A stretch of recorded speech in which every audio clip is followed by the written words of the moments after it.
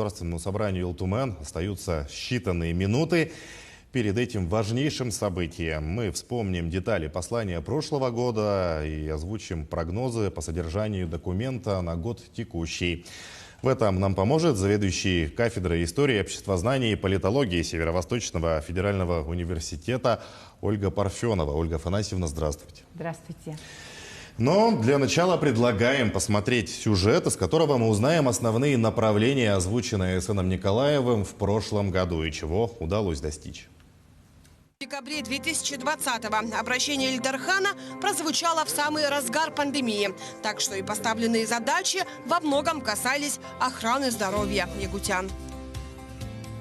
Я поручаю правительству в срок до 1 февраля разработать и внести мне на утверждение проект стратегического указа главы республики в сфере здравоохранения Якутии на период до 2025 года. Тогда многие эксперты отметили, что Айсен Николаев поставил перед депутатами и общественностью стратегические задачи, во многом определившие четкий курс дальнейшего развития республики, в том числе развития медицины в регионе, объявив 2021 год годом здоровья.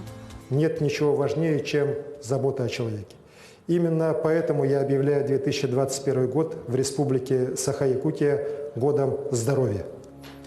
Объявление 2021 года годом здоровья действительно стало своевременным ответом на запросы населения и медицины. Однако год здоровья – это не только решение вопросов, связанных с COVID-19. Он будет продолжен и в предстоящем десятилетии здоровья.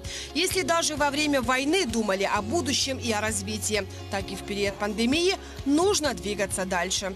Мы все, конечно, и медицинское сообщество, мы депутаты, правительство, конечно, чтобы реализовать успешно вот этот и провести на высоком уровне этот год, мы очень много мер приняли и так далее, поэтому было очень актуально и полезно. В этом году новую врачебную амбулаторию получили жители села Кебергене Абыйского района. Труднодоступный населенный пункт с 500 жителями обрел уверенность в завтрашнем дне.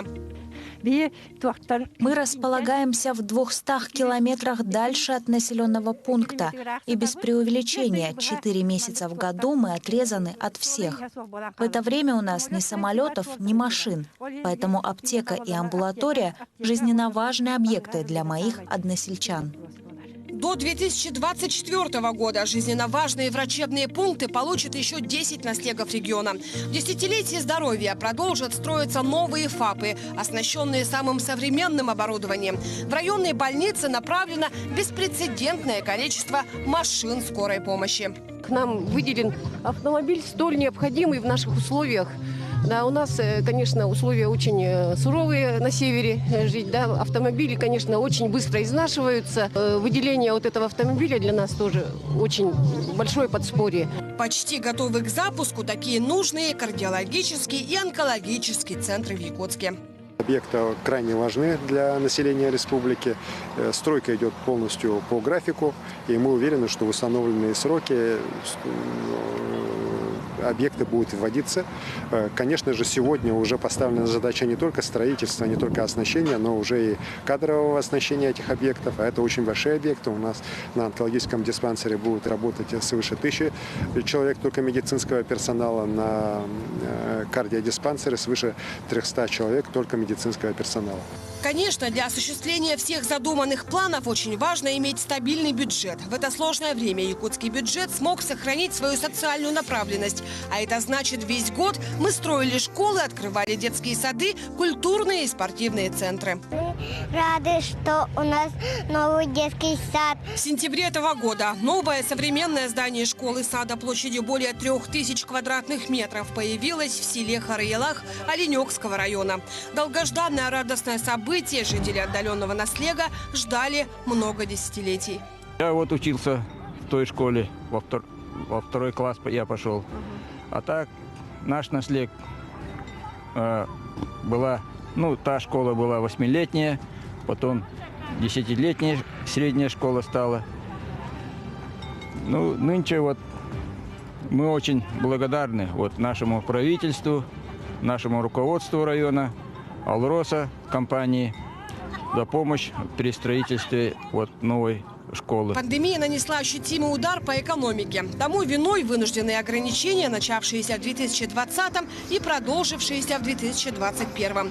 Новые экономические вызовы требовали незамедлительного реагирования. И Якутия одним из первых в стране приняла ряд антикризисных мер. В числе первых регионов страны мы отреагировали на экономические вызовы, уже в апреле приняв 3 пакета антикризисных мер.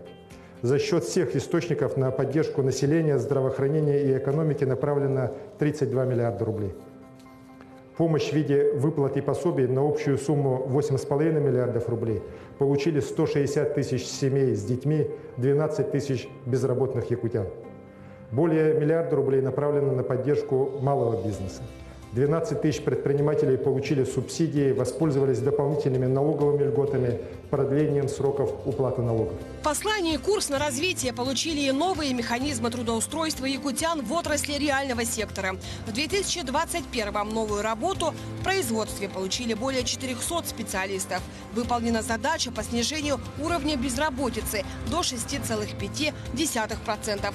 Во многом благодаря созданию новых рабочих мест в отраслях экономики и социальной сферы. Мои друзья, они боятся работать в промышленности, потому что это, во-первых, для них, они думают, что это сложно, это трудно, они оторваны от внешнего мира, когда как на самом деле здесь у нас все оснащено, то есть новое оборудование, у нас есть интернет, поэтому мы связаны с внешним миром, то есть мы общаемся со своими родственниками. Лесные пожары – еще одно испытание 2021 года. Порядка 8 миллионов пройденного огнем леса. Небывалые масштабы. На борьбу вышли 26 тысяч человек, 1300 единиц техники. Не только профессиональные формирования, но и простые люди, население, которое спасало свои дома и земли.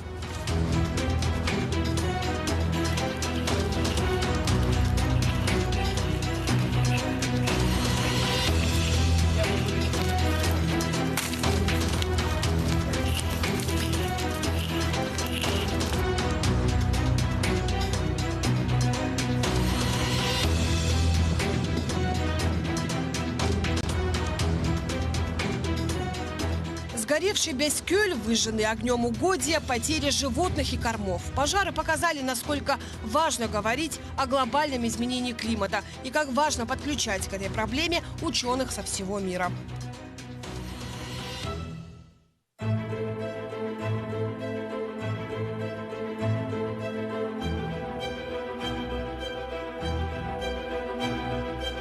Я испытываю волнение, радость, счастье.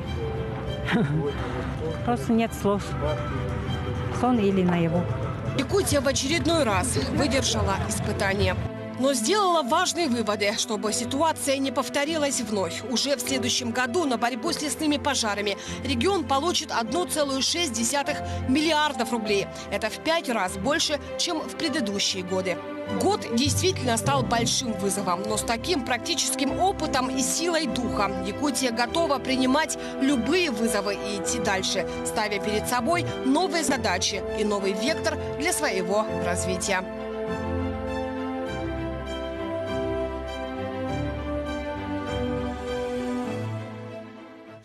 Спасибо нашему корреспонденту Ульяне Шагиной за такой масштабный сюжет. Ну что, в своем выступлении в прошлом году Айсен Николаев одной из первых поднял тему борьбы с коронавирусом. Да и в целом здравоохранение стало основным направлением не только прошлого года, объявленного годом здоровья, но и предстоящего десятилетия. Ольга Афанасьевна, как вы считаете, удается ли добиться поставленных главой целей по улучшению общего здоровья якутян и будет ли продолжен этот здоровый вектор в будущем?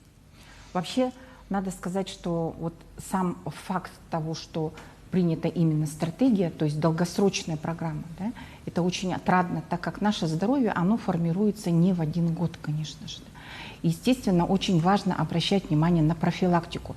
И вот мы увидели, что если в 2020 году мы были шокированы, ну, в какой-то степени, конечно, все общество в целом, да, было шокировано вот этой новой пандемией, то 2021 год – это как раз тот период, когда мы начали оправляться, и наше правительство, наше руководство, оно вот нам в этом максимально помогало, поддерживало. Это вот сказали же в сюжете, и строительство новых, значит, учреждений здравоохранения, в том числе и крупных центров кардиологического и онкологического Это, я считаю, самое главное еще и профилактика, потому что у нас появилась возможность делать некую такую профилактические программы, включаться в них, да, скрининги. Например, онкоскрининг делать. Это же для нас, для якутян, очень важно. И еще, вы знаете, вот отработана система онлайн-услуг в поликлиниках, когда можно и заранее записаться, и получить результат. И это очень помогает сегодня, так как мы находимся, ну, все-таки вот в таких несколько затрудненных обстоятельствах. Все-таки пандемия продолжается. Но уже глядим с надеждой, потому что, да, многое сделано. И мы видим, насколько такие серьезные усилия и правительства, и сама система здравоохранения. В этом году ситуация с ковидом более или менее стабилизируется. Действительно, таких серьезных финансовых вливаний, наверное, не требует. Тем более, что вакцину от ковида получили 73% жителей Якутии. И не за горами коллективный иммунитет. Но все же, какие сферы, как вы считаете, все-таки требуют серьезной финансовой поддержки в будущем? И на что Исаия Николаев обратит внимание в своем послании? Мне кажется, что для нашей республики это, конечно, сельское хозяйство. Так как мы все-таки республика агропромышленная, и, конечно, вот это внимание, которое всегда ежегодно, да, подчеркивается и в послании, и выделяется, но по нарастающей. Поэтому очень отрадно видеть продукцию наших местных производителей вот в магазинах, например. И мы понимаем, что это благодаря поддержке, вот той поддержке бюджетной, потому что сельское хозяйство в наших трудных условиях, оно требует вот, бюджетирования, конечно, серьезного. И вторая, ну, мне бы очень хотелось, да, как преподаватель университета, чтобы у нас образование поддерживалось, дошкольное, среднешкольное, конечно же, любое, ну, все уровни образования поддерживались бы, и это было бы очень здорово, так как мы находимся тоже в серьезном таком испытании пандемии сегодня, системы образования. Вы затронули тему сельского хозяйства, действительно, она требует развития, но этим летом Якутия столкнулась с серьезными трудностями, в том числе и в сельском хозяйстве. То есть была серьезная засуха, навалились на Якутию крупные природные пожары, даже огонь зашел в один из населенных пунктов.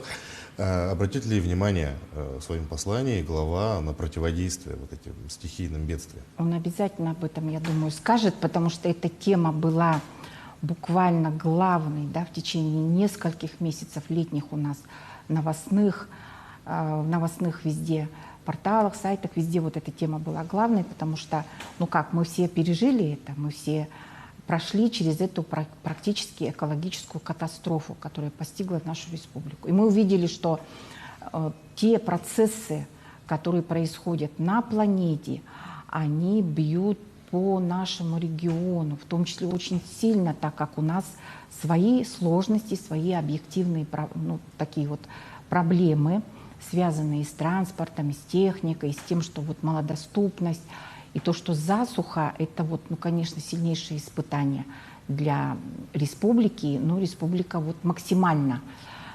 подтянулась, и власть, и само гражданское общество, люди все буквально бросились на тушение пожаров. Сочувствие проявлял весь мир, и Россия вся, и весь мир. Ну, мы понимали, что вот нам помогут, потому что...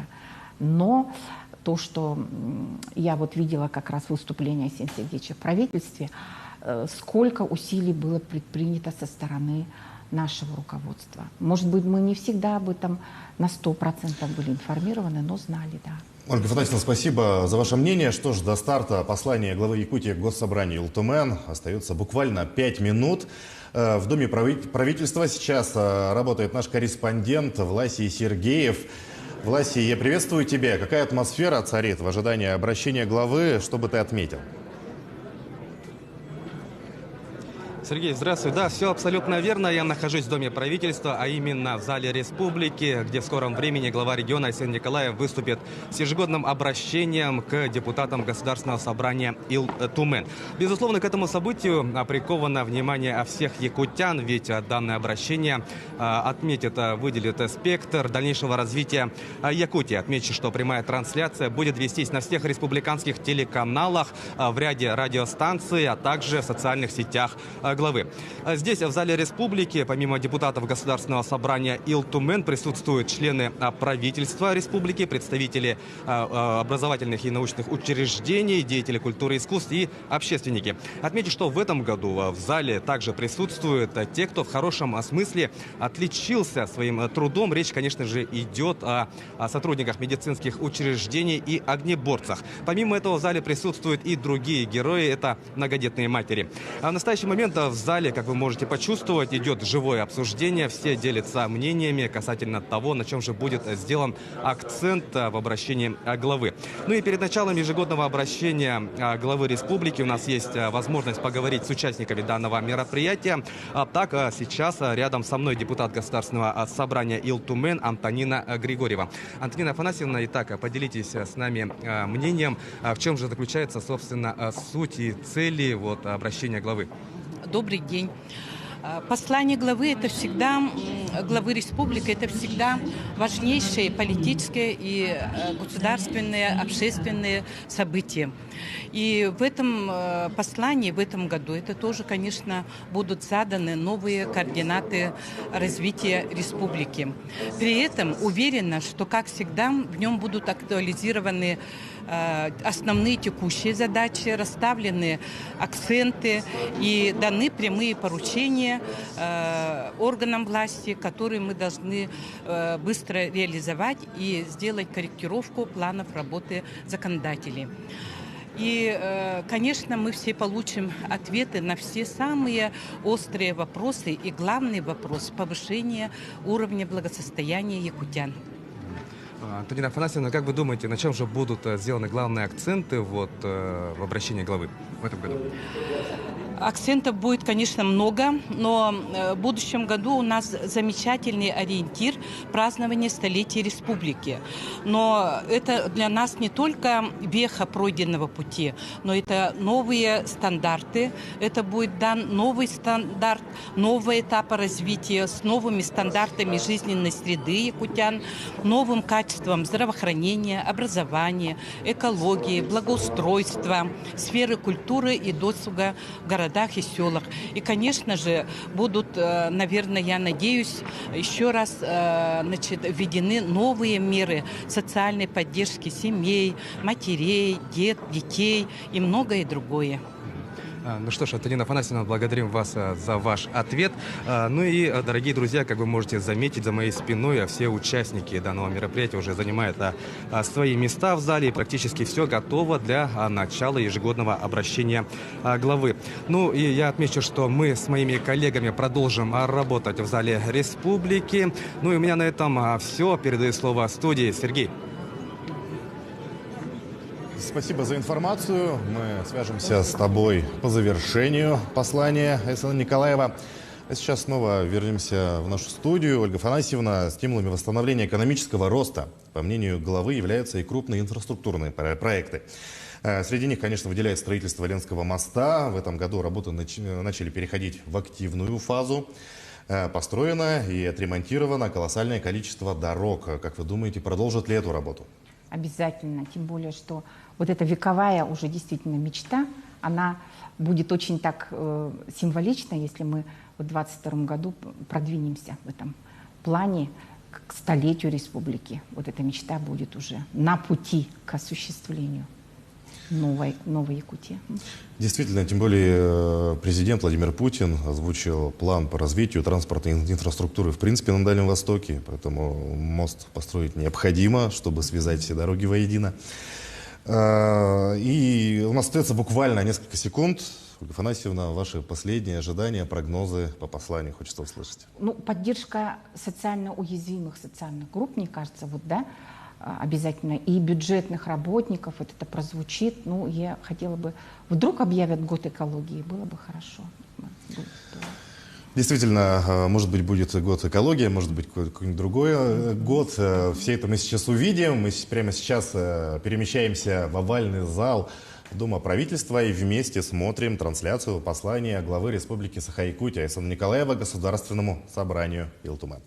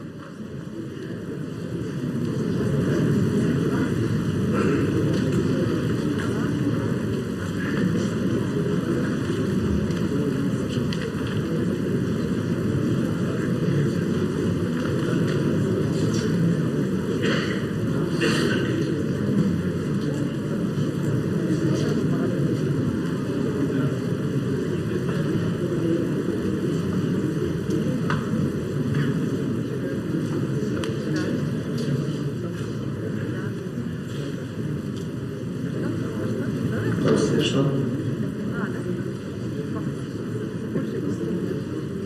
Глава Республики Саха-Якутия Айсен Сергеевич Николаев.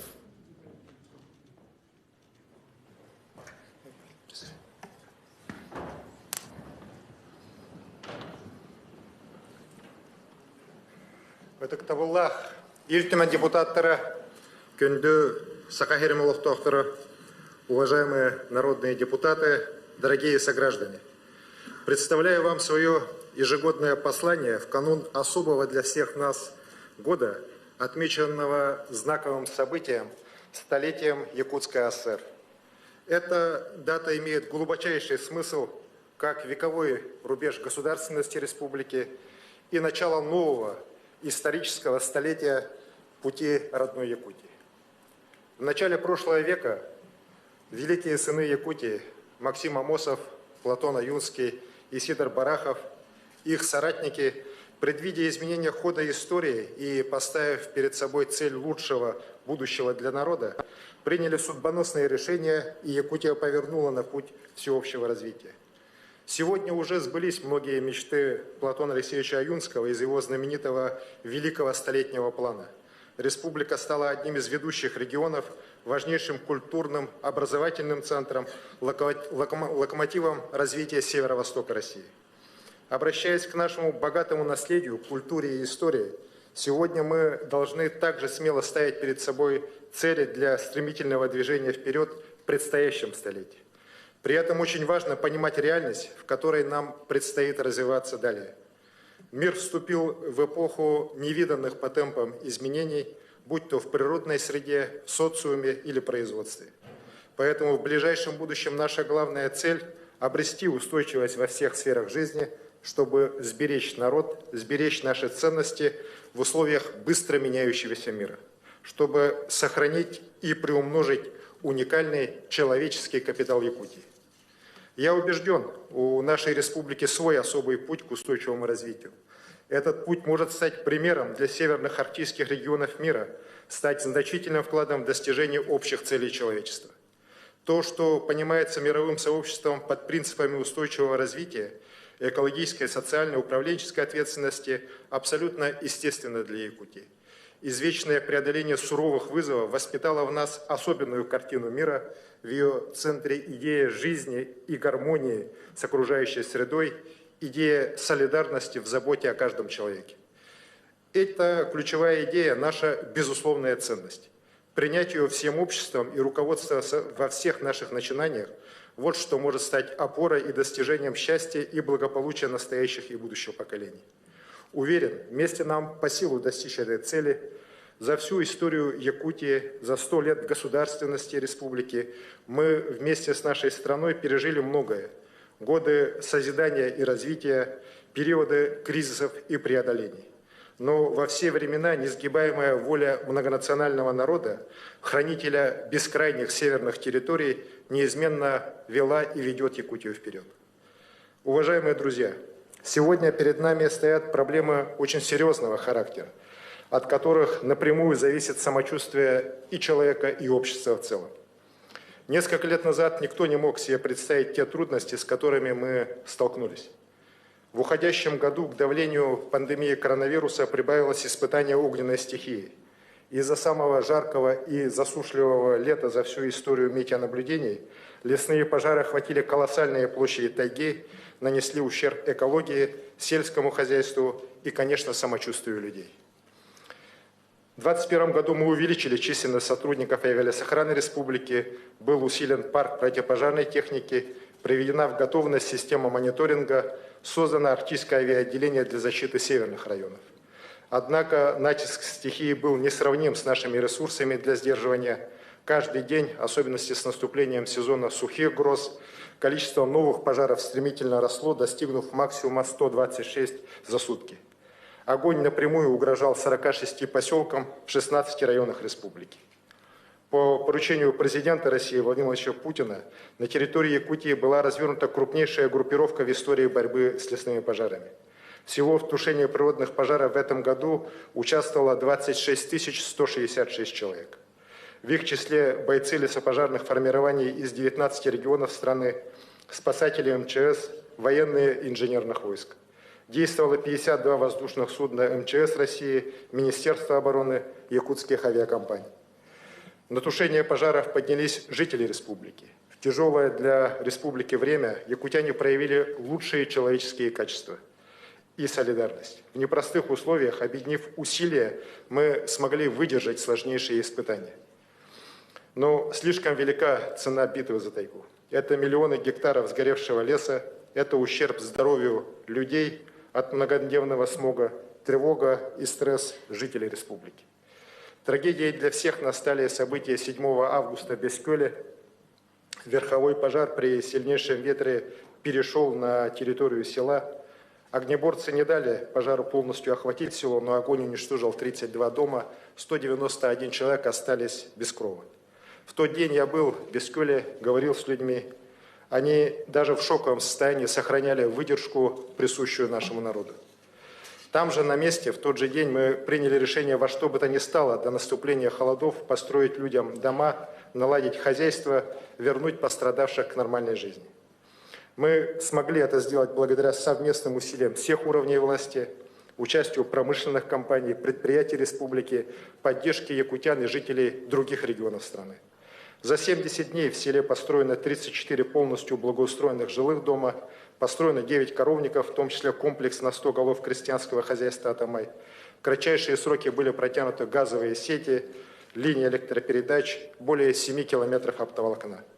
Я хочу еще раз поблагодарить компанию «Алроса» за оперативное решение направить 200 миллионов рублей на строительство домов в Бескёле.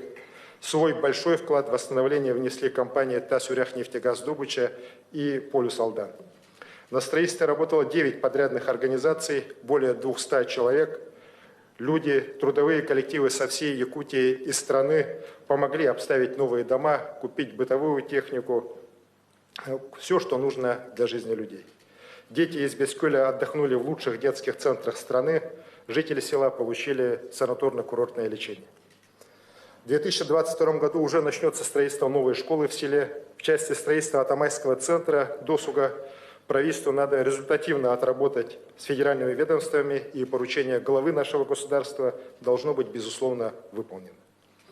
Жизнь в микрорайоне Кескель налаживается, но это драматическое событие останется в истории и села, и горного Улуса, да и всей нашей республики.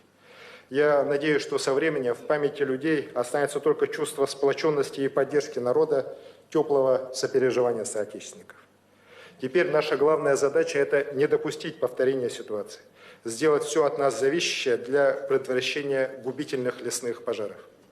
Здесь не надо питать никаких иллюзий. Изменения климата в северных широтах во всем мире проявляются гораздо быстрее, и по всему миру все больше растут риски крупных природных пожаров. Необходимо существенное повышение эффективности системы охраны лесов от пожаров. В результате реформирования лесного хозяйства в начале века эта система сегодня оказалась разрозненной и малоэффективной. Сегодня необходимы серьезные решения в этой отрасли. Времена, когда лесопожарные службы работали по принципу «каждый сам за себя», должны остаться в прошлом. Сейчас нам надо обеспечить единое реагирование всех лесопожарных служб на вызовы природной стихии. Это одна из главных задач, которая будет стоять перед новым министром экологии и природных ресурсов республики. На 2022 год финансирование охраны лесов от пожаров в республике за счет средств федерального бюджета вырастет в 5,5 раз и составит 1 миллиард 619 миллионов рублей. Это позволит увеличить кратность авиационного патрулирования лесов в 3 раза, а наземного патрулирования в 8 раз. Численность сотрудников парашютно-десантной пожарной службы республики возрастет почти вдвое до 405 человек. На федеральном уровне принимают сейчас решение об увеличении на 300 человек численности федеральной авиалесохраны на Дальнем Востоке с формированием дополнительного авиационного подразделения. Мы в республике также продолжим восстановление авиаотделений. Как я уже сказал, у нас в этом году создано Арктическое авиаотделение. Такие же авиаотделения должны создаваться и далее на территории республики.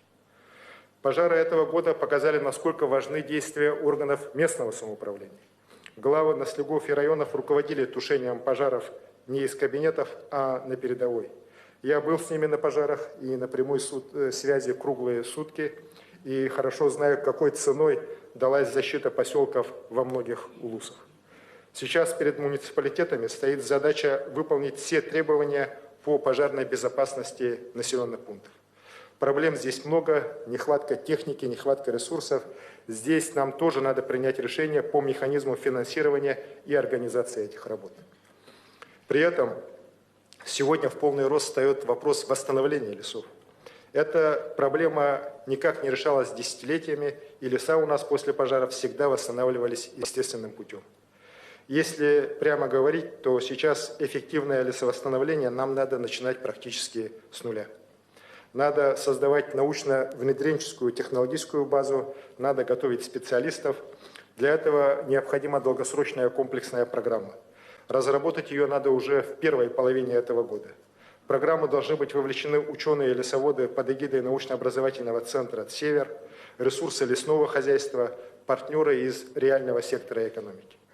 Чтобы предотвратить ущерб от пожаров, мы должны реализовать проекты с долгосрочным эффектом. В связи с этим на территории Якутии надо создать карбоновый полигон для мониторинга углеродного баланса на основе цифровых технологий. Также нужно формировать уже сеть лесных карбоновых ферм для поглощения деревьями вредных выбросов. Прошу народных депутатов поддержать развитие отрасли лесовосстановления и в целом минимизацию ущерба окружающей среды от природных пожаров законодательными решениями, в том числе в рамках рассмотрения уже во втором чтении экологического кодекса республики, который вчера принят вами в первом чтении. Прошу наших депутатов Государственной Думы и членов Совета Федерации поднять эту тему на уровне федерального законодательства. Сохранность лесов и их восстановление – проблема не отдельных регионов. Это проблема всей страны и даже всего мира. И будет очень правильным, если Якутия, как крупнейший лесной регион страны, выступит инициатором комплексных решений по сохранению лесов России для будущих поколений. Уважаемые коллеги, противостояние огненной стихии не заслонило и не отвело на второй план главное, чем мы живем уже второй год. Это защита здоровья и жизни людей. Совместно с Роспотребнадзором мы с первых дней пандемии развернули широкое тестирование на коронавирус. Это позволяет нам держать достаточно высокий уровень и оперативность выявления заболевших. Коечный фонд в ковидных стационарах республики доходил в максимуме до 3200 коек. Делалось и делается все возможное, чтобы в арсенале врачей и в городских, и в районных больницах были эффективные лекарства. Но опасность еще не отступила. Коронавирус наносит все новые удары, заболевают многие люди, наши родные, знакомые, коллеги. Медики делают все, что в их силах для лечения самых тяжелых больных. Смертность от ковида сегодня в республике более чем в 2 раза ниже, чем средняя по стране. Но, несмотря на все усилия к огромной нашей боли, уже на сегодня 1736 наших земляков ушли из жизни от жестокой болезни. В этом году мы получили оружие от коронавируса, это отечественные вакцины, возможность получить прививку, а значит максимально защитить себя и своих родных от смертельной опасности, есть сегодня у каждого жителя Якутии. Нас, якутян, всегда отличал здравый смысл и вера в знания. В борьбе с коронавирусом эти качества нужны как никогда. Сейчас от нашей культуры, от нашей осознанности и нашего отбора мракобесию и воинствующему дилетантизму зависит жизнь и здоровье каждого. Всем обществам нам надо идти к коллективной защите. И мы это делаем. Республика сегодня уже достигла уровня 70% вакцинации взрослых жителей первым компонентом. Город Якутск уже превысил 74%. На уровень более 80% вышли Абыйский, Аллаиховский, Жиганский, Ленский, Момский и все 3 колымских района. Уверен, жители и других районов также ответственно будут подходить к достижению более сильной общей защиты от опаснейшего вируса.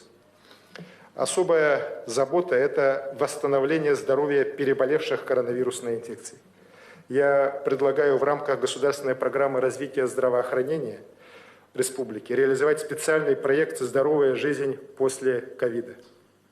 Ставлю задачу организовать систему мониторинга и реабилитационного сопровождения переболевших якутян, исходя из оценки тяжести перенесенной болезни и риска осложнений. Нет сомнений, что коронавирус будет побежден. Но уже сейчас мы должны позаботиться о том, как сохранить общественное здоровье в тяжелейшей борьбе с пандемией.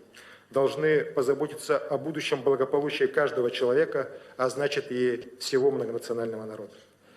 Когда в своем прошлогоднем послании я объявил 2021 год годом здоровья, многие отнеслись к этому с большим скепсисом. Говорили, что дай Бог выдержать натиск пандемии, а делать еще что-то в сфере охраны здоровья просто не будет никакой возможности.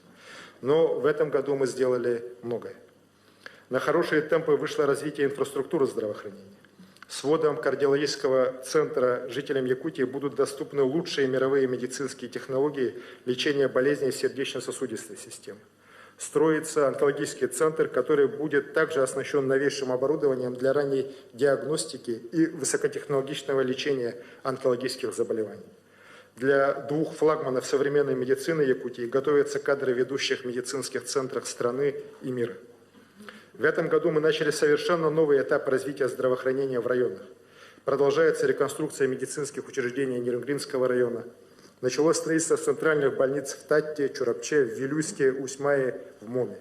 В предстоящем году завершится проектирование Мегано-Кангаласской, Кобейской, Намской, Нюрбинской, Сунтарской центральных районных больниц, а в 2023 году начнется их строительство. Значительный прорыв есть в цифровой трансформации здравоохранения.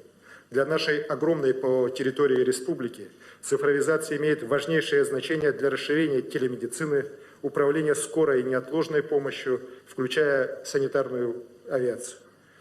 Каждый 5-й житель республики сегодня пользуется онлайн-сервисами, такими как облачная поликлиника. В систему здравоохранения внедряются персонализированные и диагностические лечебные платформы. На базе республиканской клинической больницы номер 3 создан Центр предиктивной медицины и биоинформатики. Запущен проект «Генетический скрининг и паспорт наследственных заболеваний» для будущих мам из арктических и сельских районов.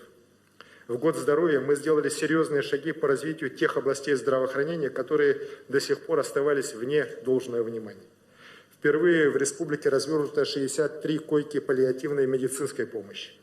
Одними из первых в России мы приняли и начали реализовывать в этом году программу по охране психологического здоровья граждан. Можно уже сказать, что в год здоровья началась закладка фундамента для коренных перемен в укреплении общественного здоровья. Но мы далеки еще от решения всех проблем. И в плане медицины, и в плане формирования культуры здорового образа жизни. Это непростой и не быстрый путь, и мы пройдем его в рамках десятилетия здоровья. Во главу угла поставлена безусловная ценность здоровья каждого жителя Якутии. Здоровье, которое определяется образом жизни в нашем суровом климате, качеством окружающей среды и доступностью здравоохранения. Перед нами стоят задачи, которые требуют принципиально новых, персонализированных подходов к здоровью и сбережению. Вехи этого пути, цели и конкретные задачи определены моим указом о стратегическом здоровье и развитии системы здравоохранения нашей республики. Это подготовка кадров в сфере персонализированной, превентивной медицины. Это создание цифровых платформ, через которые каждый житель республики будет получать необходимые личные ему медицинские услуги и где будут храниться все данные о его здоровье с самого рождения. И, конечно, это работа с людьми, их мотивация к здоровому образу жизни. С 2022 года мы начнем организацию 100% охвата якутян целевыми профилактическими медосмотрами и скринингом наиболее распространенных онкологических заболеваний. В наступающем году с 1 сентября должна быть внедрена региональная модель здорового детского питания. Будет обновлена концепция развития наркологической помощи в республике. Особого внимания требует охрана здоровья жителей Арктики. Требует новых решений проблемы, связанные с нехваткой медиков, с огромными, порой непреодолимыми расстояниями до лечебных учреждений. Отдельное направление – это сохранение генофонда северных атмосфер. В этой связи я предлагаю создать блок арктической медицины для мониторинга здоровья, профилактики и лечения людей в условиях труднодоступности и самого сурового на планете климата. Недавно от одного из ведущих российских экспертов здравоохранения я услышал мудрый совет Опирайтесь на менталитет народа, на вашу культуру, ведь у жителей Якутии заложены традиции к здоровью. Их просто надо вспомнить и вернуть в повестку. Я думаю, нам обязательно надо последовать этому совету, чтобы и будущие поколения получили от нас традиции сохранения здоровья, сбережения каждого человека и сбережения всего народа. Уважаемые друзья, сейчас, когда завершается год, принесший нам немало испытаний, меня не покидает уверенность, что именно воля, присущая поколениям жителей Якутии, дает нам силы в преодолении всех трудностей. Примером этой воли, примером характера якутян являются люди, которые проявили настоящий героизм в испытаниях этого года. Это наши медики и наши огнеборцы. Они, не считаясь ни с чем, спасали здоровье людей, спасали леса и села. Это наши соотечественники из числа тех, кто по доброй воле, по велению сердца встал на защиту родных мест от огненной стихии. У нас уже сложилась добрая традиция приглашать на послание героев года, и сегодня они вместе с нами в этом зале. Врач Якутской республиканской клинической больницы Кирилл Викторович Чулаков лечит самых тяжелых больных COVID-19. Под его руководством прошли лечение более 1500 больных. Сардана Николаевна Васильева, фельдшер станции скорой медицинской помощи в Якутске, находится на передовой с самого начала пандемии. А врач Намской центральной районной больницы Николай Владимирович Васильев борется с опасной болезнью, заслужив признание всех жителей района. Инструктор десантно-пожарной группы Якутской базы авиалесохраны Порфирий Семенович Габушев и инженер по охране и защите лесоресурса Юрий Ильич Кусатов участвовали в тушении сильнейших пожаров, которые угрожали многим селам. В каждом наследии, где была угроза лесного пожара, жители как один вышли на борьбу с огненной стихией. В числе самых первых вышел дать отпор пожарам в Намском улусе тракторист Константин Николаевич Семенов. Благодаря таким людям, как Аркадий Степанович Васильев из села Уртосур, глава Кировского наслега Сава Иннокентьевич Данилов, тушились страшнейшие пожары в Горном улусе. Рискуя своей жизнью, спас от огня котельную в Бескюле Спиридон Сергеевич Яковлев, мастер горного филиала ГИБДД. В вашем лице, друзья, я благодарю всех ваших коллег и земляков и передаю им слова искреннего уважения и гордости от имени всего народа Якутии.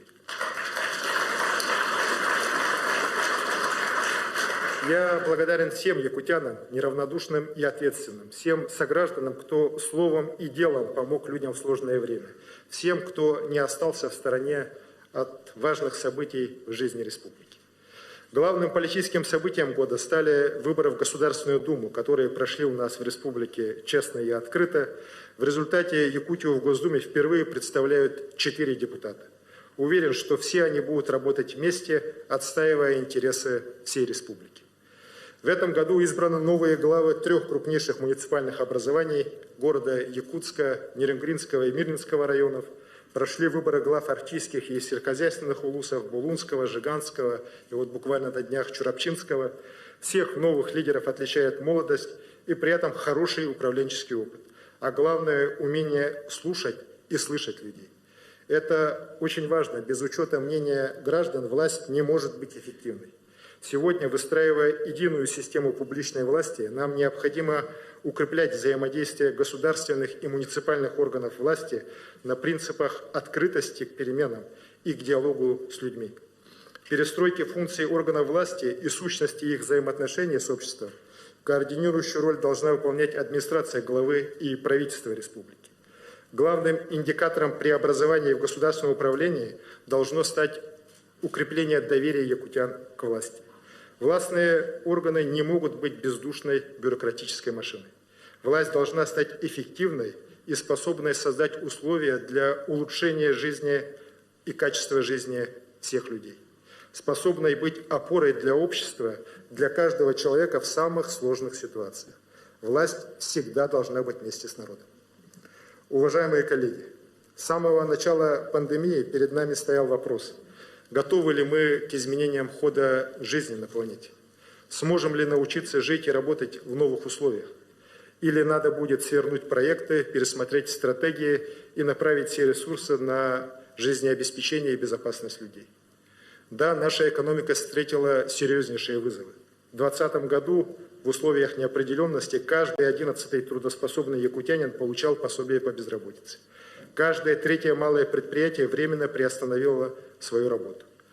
Крупные компании вынужденно сокращали свои производства, сохраняя рабочие места только за счет беспрецедентной экономии. Но 2021 год в полной мере показал, мы не только научились жить и работать в сложнейших условиях. Мы сумели во многих отраслях экономики, социальной сферы и общественной жизни обратить вызовы в преимущество и даже добиться серьезных успехов. Сразу хочу сказать, ничего не далось легко, ничего не случилось само по себе. Наш народ, наши люди в этот непростой год работали с большой отдачей, делали свое дело с выдержкой и ответственностью. Именно трудом якутян, тружеников республики в условиях ограничений не допущено глубокого спада ни в одной сфере. За этим также стоит напряженная работа по привлечению федеральных и внебюджетных ресурсов, по созданию условий для инвестиционной активности, для реализации инфраструктурных проектов и ускоренной цифровизации. Хочу отметить новый уровень сотрудничества с промышленными компаниями, действующими в республике. Мы все понимаем взаимную связь успеха реального сектора, ключевых отраслей с устойчивостью социальной сферы республики, с ее бюджетной обеспеченностью и в конечном итоге с повышением качества жизни всех якутян. Результат сегодня есть.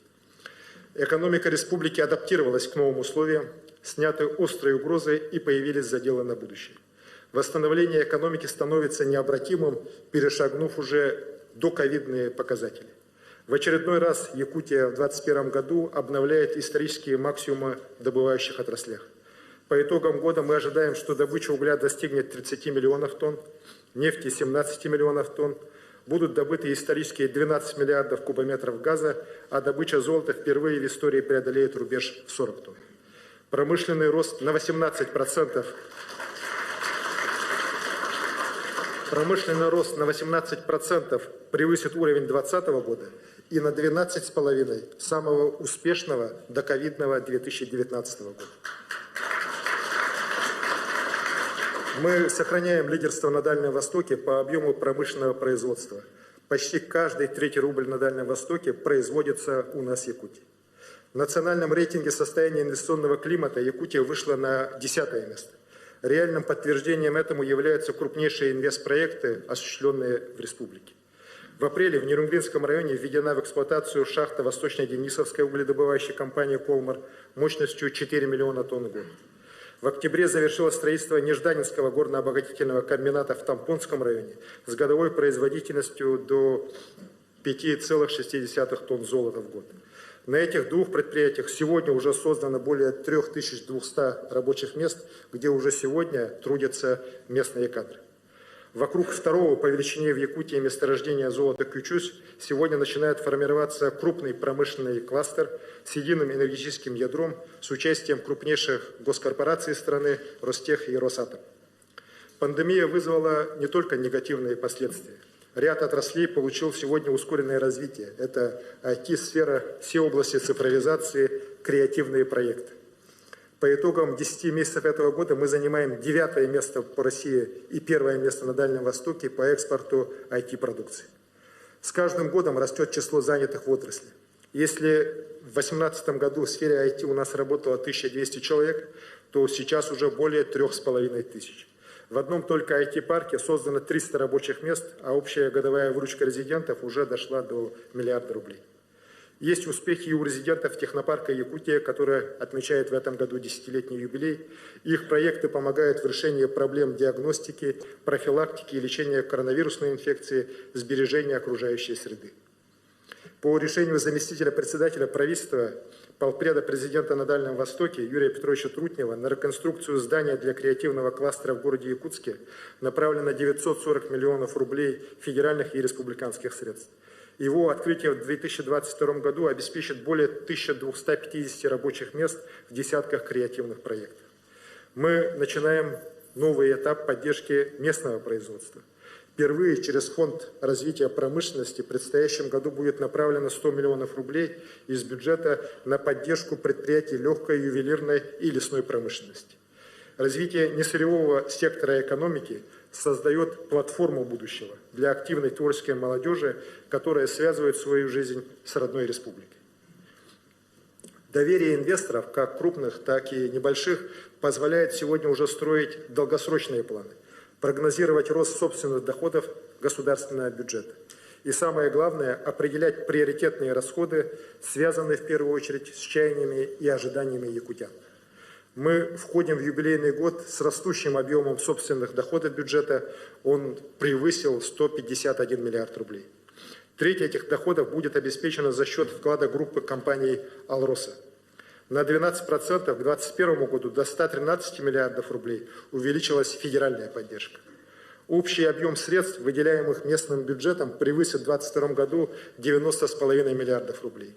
В том числе на 3 миллиарда 536 миллионов рублей увеличатся дотации на выравнивание бюджетной обеспеченности муниципалитетов, и они достигнут 33 миллиардов 293 миллионов рублей.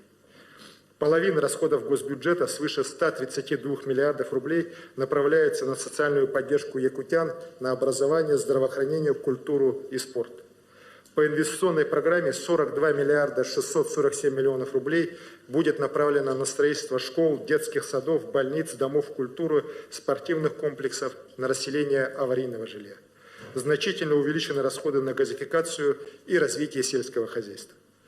Принятый бюджет, сохраняя традиционную для Якутии социальную направленность, является бюджетом развития, бюджетом приоритетного инвестирования в улучшение условий жизни якутян. Это результат большой общей работы. Рассмотрено более 700 поправок в ходе принятия бюджета, за каждой из которых стоят запросы жителей республики, муниципалитетов и отраслей. Я благодарю парламент республики и прошу в течение предстоящего года вместе с правительством внимательно работать по бюджету, используя все возможности по его наполнению и реагируя на изменения экономической и социальной ситуации. С каждым годом у нас растет объем финансирования национальных проектов. Так, за 3 года на их реализацию в республику направлено свыше 94 миллиардов рублей, в том числе федерального бюджета 63 миллиарда рублей. Но главное, конечно, это не цифры, это социальный эффект, который получает республика. По ряду показателей национальных проектов мы достигли результатов выше, чем в среднем по России. В этих показателях влияние национальных проектов на улучшение важнейших для каждого человека сторон жизни. Ускорились темпы создания инфраструктуры для жизни. Это новые школы, детские сады, дороги, аэропорты, волоконно-оптические линии связи. В республике в исполнении муниципального коллектива. Продолжается прокладка линии волоконно-оптической связи. В этом году, несмотря на сложнейшие условия, проложены рекордные 3000 километров автоволокна, в том числе и в Арктике. И 70 населенных пунктов республики подключены к быстрому интернету. Становится традицией ежегодно вводить не менее 500 километров автомобильных дорог. За 2 последних года в республике построено и реконструировано 1035 километров дорог. В своем прошлогоднем послании я оставил задачу, которую посчитал делом чести, в канун юбилея республики завершить затянувшиеся на многие-многие года ремонт автодороги НАМ до села Хатырык, родины Максима Кировича Амосова. Задача выполнена, асфальтирование дороги полностью завершено. В этом году в 4 улусах – Амгинском, Кобяйском, Чурапчинском и Лусьянском – возведено 10 новых мостов. 48 километров новых дорог уже оценили жители города Якутска. Были, безусловно, опасения, справится ли город с объемом работ вдвое большим, чем в 2020 году. Справились, причем без больших неудобств, с хорошим качеством и без укладки асфальта в снег. Снижать взятые темпы мы не намерены. В наступающем году будет введено не менее 500 километров автомобильных дорог. Продолжатся дорожные работы в Якутске, план на год 34 километра. В 2022 году завершится долгожданное асфальтирование автодороги Колыма до Чурапчи. На федеральной дороге Вилюй начнется строительство моста у Верхневилюйска, первого и крупнейшего из 4 мостовых переходов через Вилюй, которые будут построены в ближайшие десятилетия. Одним из основных событий этого года стало начало реализации важнейшего стратегического проекта Ленского моста, альтернативы которому нет для жителей многих районов Якутии. Одной из самых острых проблем остается высокая, порой неподъемная стоимость перелета внутри республики жилья. В этом году из квартир, само проживание в которых угрожает здоровью и безопасности людей, расселено почти 12 тысяч человек. Это сравнимо с такими нашими городами, как Вилюйский и Удачный. И это абсолютный рекорд за все годы программы расселения аварийного жилья. А за этим рекордом судьбы многих якутян, которые наконец-то обрели достойное жилье. Я встречаюсь с новоселами во многих районах, и от таких встреч, честно говорю, становится очень тепло и радостно за людей. Впервые за десятилетия в рамках программы строятся новые дома в Арктике. В 5 арктических районах введено 11 многоквартирных домов, а до конца года будут введены еще 2 дома в Верхнеколымском и Жиганском районах. В целом это 495 новых квартир в Арктике. Дома для переселения жильцов из аварийного фонда строятся и в других городах и селах. В числе лидеров Алданский район, где по итогам года будет введено 7 новых многоквартирных домов. В Вилюйском, Мегино-Кангаласском и Чурапчинском улусах будет построено и введено по 6 домов. Работа продолжится, и к концу 2022 года нарастающим итогом будет ликвидировано почти 500 000 квадратных метров аварийного жилья, и 26 тысяч якутян переселятся итогом в комфортные квартиры. Тем не менее, никак нельзя сказать, что рынок жилья в республике отвечает запросам людей. К примеру, сегодня в Якутске стоимость на первичном рынке официально установлена в 106,5 тысяч рублей, а реальная цена на самом деле и того выше. Причина здесь не в доступности льготной дальневосточной ипотеки. Цены растут из-за дефицита новых квартир. В Якутске ввод жилья за последние годы упал, и упал, к сожалению, кратно. Если в 2018 году в городе было введено 259 тысяч квадратных метров жилья именно многоквартирного, то по итогам этого года ожидается ввод всего 117 тысяч квадратных метров жилья. Выход здесь только один – это наращивать темпы строительства жилья, реализовывать проекты комплексного развития территории, развивать строительную индустрию. Мы первыми в России защитили заявку на инфраструктурный бюджетный кредит. За счет недорогих и долгосрочных будет подготовлена инфраструктура для строительства 500 000 квадратных метров жилья. Более 15 тысяч жителей смогут поселиться в новых кварталах крупнейших наших городов Якутска и Нерюнгри. В этих кварталах будет все для комфортной жизни людей, для воспитания детей. Планируется строительство 13 социальных объектов, в том числе 2 поликлиник, 3 школ, 3 детских садов и крытого хоккейного корта со спортивным залом. Безусловно, развиваться должны не только города. Поручаю правительству разработать и принять программу стимулирования индивидуального жилищного строительства. В программу должны быть включены работы по инфраструктуре земельных участков для многодетных семей, а также механизм социальных выплат для семей с 5 и более детьми. При этом в обязательном порядке должна быть учтена программа социальной дегазификации. В нее вошли у нас сегодня около 5000 домов 82 сел и городов республики. Уже в этом году газ пришел в 300 домов. В следующем году ставлю задачу подключить к газовым сетям не менее 2000 домов без привлечения средств жителей. На Петербургском международном газовом форуме мы достигли новых договоренностей с «Газпромом». До 2024 года компания направит 4 миллиарда 600 миллионов рублей на газификацию городов и сел Якутии. В государственном бюджете на 2022 год на газификацию предусмотрены беспрецедентные 1 400 миллионов рублей. В результате настойчивой целенаправленной работы при поддержке федерального правительства в этом году мы добились решения многолетнего вопроса, от которого зависит надежность газоснабжения всей Центральной Якутии. 2 миллиарда 800 миллионов рублей федеральных средств будут направлены на завершение строительства 3-й нитки магистрального газопровода на участке Кызылсыл, 84-й километр. Хочу поблагодарить компанию «Сахатранснефтегаз», нашего депутата Госдумы Галину Никитину Данчикову, правительство республики за слаженность и результативность в работе над решением этого вопроса. Я сегодня хочу подчеркнуть, мы делаем важный шаг к восстановлению справедливости. Крупнейшая газодобывающая республика страны должна быть надежно газифицирована. Якутский газ должен служить для блага якутян, для экономического роста республики. Мы находим в этом вопросе понимание федерального центра, ощущаем уже поддержку газовых компаний и, конечно, будем идти в этом вопросе дальше вперед.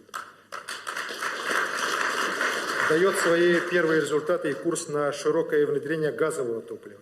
За счет бюджетных средств субсидируется часть расходов на строительство газозаправочной инфраструктуры. В Якутске введена в эксплуатацию многотопливная автозаправочная станция Саханефтегазсбыта. В следующем году такая станция будет построена в Ленске. Введена льгота на транспортный налог с автомобилей на газовом топливе для жителей республики. К столетию республики для города Якутска будет приобретено 100 автобусов на газомоторном топливе. Совместно с корпорацией «Русгидро» в Арктических районах начато строительство гибридных энергоустановок, включающих дизельную и солнечную электростанции. 2 сентября в рамках Восточного экономического форума первая такая станция запущена в селе Табалах Верхоянского района.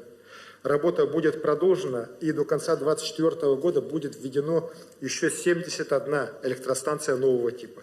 Их ввод позволит сократить в этих станциях потребление топлива на 30%. И кроме снижения затрат на топливо, это серьезный шаг в переходе на безуглеродную энергетику, снижение экологических ущербов, что очень важно для хрупкой природы нашей Арктики. Но для решения вечного вопроса энергоснабжения огромных территорий нам, конечно же, нужно сегодня уже ориентироваться, коллеги, на энергетику будущего. Уже сейчас мы должны вплотную заняться разработкой проектов по повышению энергоэффективности Якутии, в том числе на основе перспективных технологий производства сжиженного природного газа, производства водорода и аммиака. Я прошу правительство ускорить эту работу с привлечением ведущих компаний страны и мира. Для людей мерилом благополучия все больше и больше становятся чистые, приятные глазу дворы, скверы, красивый облик родных мест. Еще совсем недавно на это не обращалось внимания. Считалось, что людям нужно просто жилье, а не эстетика и комфорт общественных пространств. Мы начали менять ситуацию. С 2018 года стали объединять все инициативы в один большой проект «Родные города и села». За это время во многих местах, во всех районах республики появились новые набережные, скверы, места для активного отдыха и занятий спортом. Созданы крупные общественные пространства в 5 городах республики. В арктических районах благоустроена центральная площадь в Среднеколымске и сквер Югуян в Верхоянске. В наступающем году из федерального бюджета в рамках дальневосточного проекта «1000 дворов» будет направлено 846 миллионов на благоустройство 121 дворовой территории в республике. Красивые и удобные двора будут радовать глаз людей, и жители сами выберут достойные проекты. В 2022 году уже стартовал в 2021 году всероссийский открытый конкурс на разработку мастер-плана города Якутска.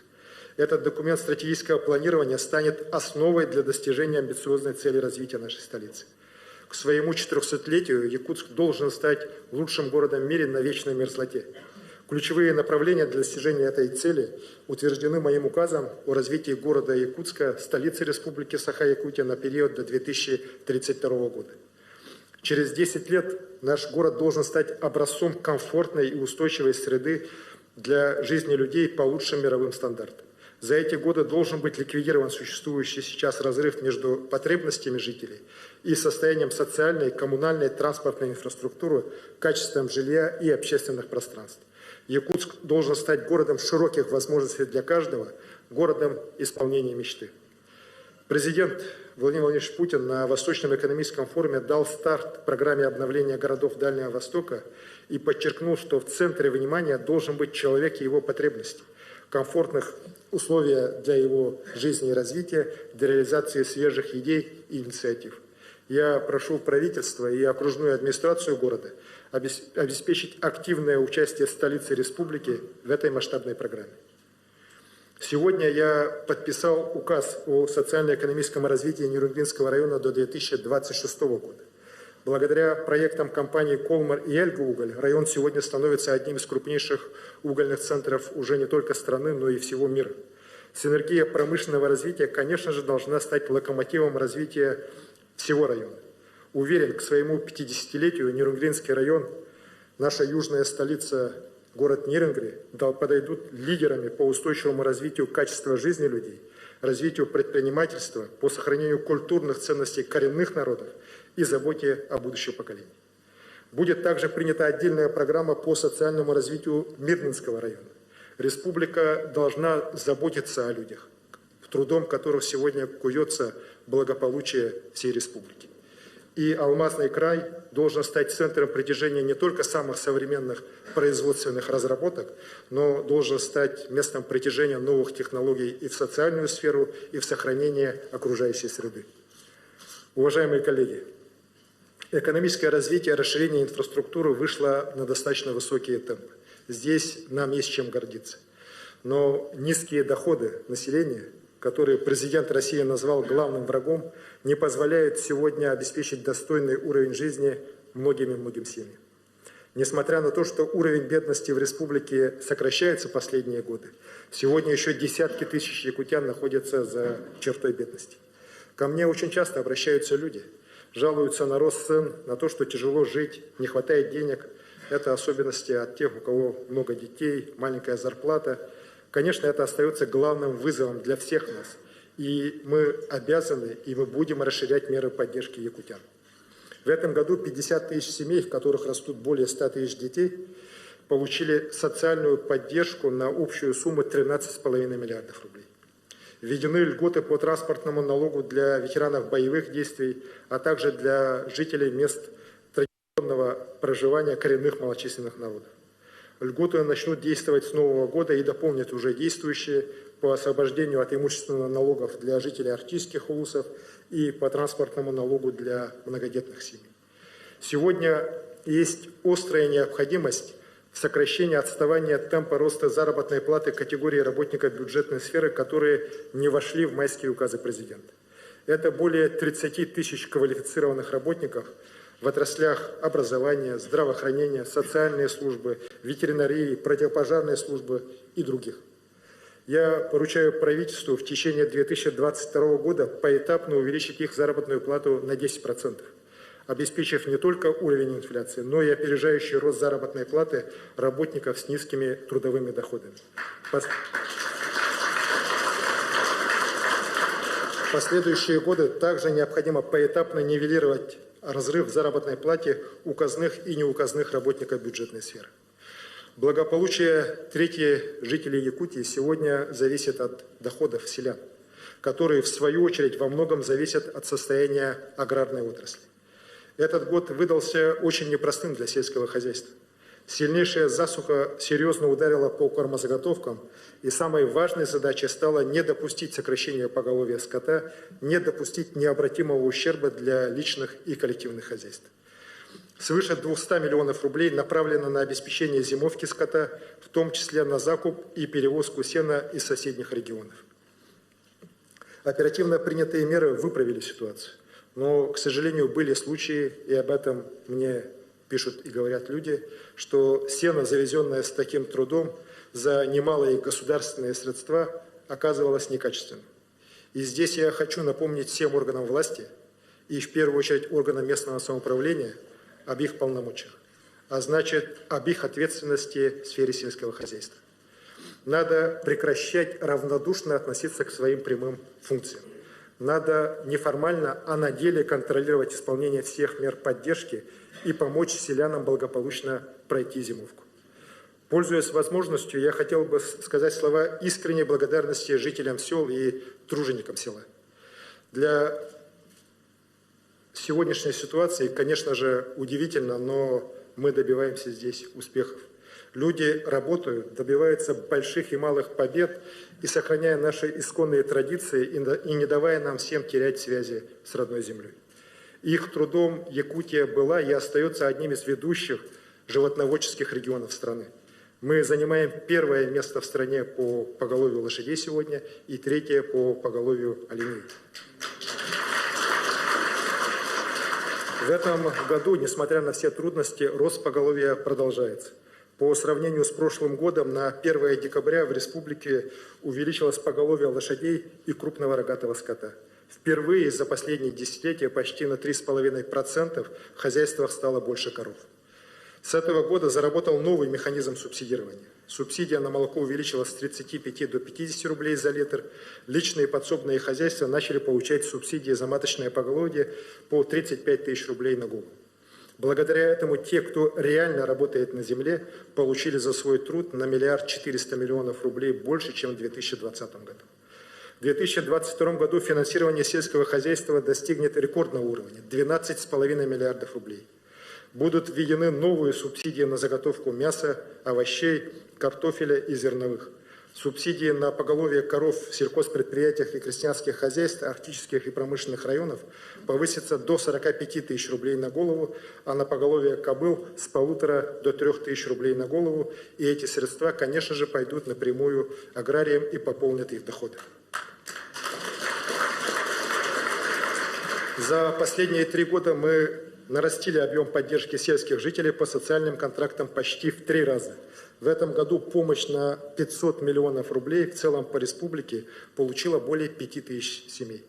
Я поручаю в следующем году правительству довести финансирование социальных контрактов на селе до 600 миллионов рублей и увеличить размер помощи на развитие личного подсобного хозяйства до 200 тысяч рублей. Через фонд поддержки агропромышленного комплекса сельхозтоваропроизводителям будет дополнительно направлено 500 миллионов рублей. Еще 500 миллионов рублей предусмотрено на инвестиционные цели. Субсидирование строительства коровников, канибаз, овощехранилищ. Все эти средства должны работать на создание новых рабочих мест, на рост объемов продукции сельского хозяйства. Для повышения их эффективности надо организовать централизованные закупки современной сельхозтехники, технологии, семян, удобрений, в том числе лизинговые механизмы, используя возможности агрохолдинга «Туймат».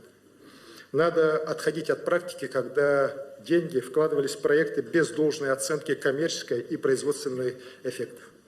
Мало толку от вложенных средств, если в итоге производство простаивает или даже, к сожалению, вообще не начинает работать. К примеру, детский молочный комбинат Якутский, который был открыт в 2015 году, в который было вложено порядка 400 миллионов рублей, не работает уже многие годы. И, к сожалению, немало и других таких примеров по районам республики. Но так дело не может продолжаться. Я поручаю правительству и Министерству сельского хозяйства в кратчайшие сроки провести инвентаризацию всех закупленных за счет республики технологических комплексов по переработке сельхозпродукции. И делать это надо не для того, чтобы кого-то наказать или похвалить и на этом успокоиться. Задача комплексно организовать их бесперебойную работу, выстроить разумную логистику, начиная от поставки сырья до сбыта готовой продукции. И государственным муниципальным органам надо лучше координировать свои действия, так, чтобы огромные ресурсы, которые мы направляем на село, работали на реальный рост доходов сельских жителей для достижения приоритетной цели обеспечения якутян здоровыми, качественными местными продуктами. Каждый 5-й житель республики сегодня в трудоспособном возрасте занят в малом и среднем бизнесе. От состояния делового климата зависят доходы более трети семей республики, благополучие сотен тысяч якутян. Именно поэтому поддержка предпринимателей была и остается важнейшим приоритетом в условиях пандемии. Конечно, малый бизнес неоднозначно воспринимает ограничения, связанные с коронавирусом, но мы все время находимся перед выборами. Выбором баланса между условиями ведения бизнеса и мерами по защите здоровья людей. Поэтому каждый раз, в зависимости от ситуации с заболеваемостью, максимально гибко принимаем решения по введению или смягчению ограничений. За последние дни заболеваемость у нас ощутимо снизилась, и вчера мы приняли решение об очередном смягчении ограничений. Несмотря на все сложности, предприниматели Якутии трудятся, дают работу многим людям. Малый бизнес позитивно отреагировал на меры антикризисной поддержки, налоговые послабления, прямые субсидии, льготное кредитование. Об этом говорят факты. Впервые за всю историю республики в марте этого года численность занятых в сфере малого и среднего предпринимательства, включая индивидуальных предпринимателей и самозанятых, превысила 100-тысячный порог. А на сегодняшний день мы достигли нового исторического рекорда. 111 785 человек заняты в малом бизнесе. Поддержка предпринимателей будет продолжена. В том числе уровень налоговой поддержки превысит в 2022 году 1 600 000 000 рублей. Но при этом, конечно же, важны не только налоговые льготы, но и упрощение регулирования и контроля. В В рейтинге административного давления Якутия раньше занимала одно из последних мест в стране, в прошлом году 77-е. Сейчас же мы поднялись с 77-го на 22-е место. И мы продолжим и дальше сокращать и упрощать регистрационные и разрешительные процедуры. Продлен мораторий на проведение проверок, который был введен в апреле 2020 года как антикризисная мера. С 1 января начнет работать новый закон о контрольно-надзорной деятельности. Но, к сожалению, более 70% муниципальных образований до сих пор не приняли положение о муниципальном контроле.